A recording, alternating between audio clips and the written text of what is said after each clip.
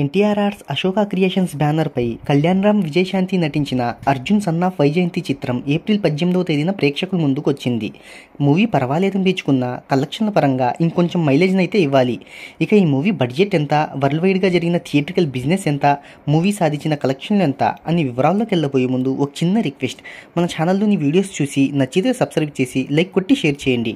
ఈ నటులు, సాంకేతిక నిపుణుల రెమ్యునరేషన్తో పాటు ప్రమోషనల్ ఖర్చులు అన్నీ కలుపుకొని ఈ చిత్రాన్ని 45 కోట్ల రూపాయల బడ్జెట్తో నిర్మించారు.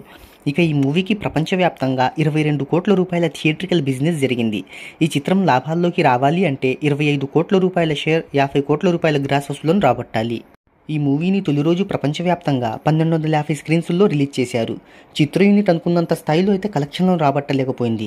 ఈ చిత్రం తొలి రోజు ప్రపంచవ్యాప్తంగా 5 కోట్ల ఓపెనింగ్స్ని రాబట్టింది.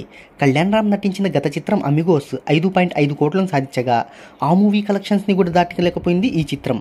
ఇక ఈ మూవీ రెండవ రోజు శనివారం సాయంత్రం 7 గంటల వరకు ఓవరాల్గా 19.93% థియేట్రికల్ ఆక్యుపెన్సీని నమోదు చేసుకుంది.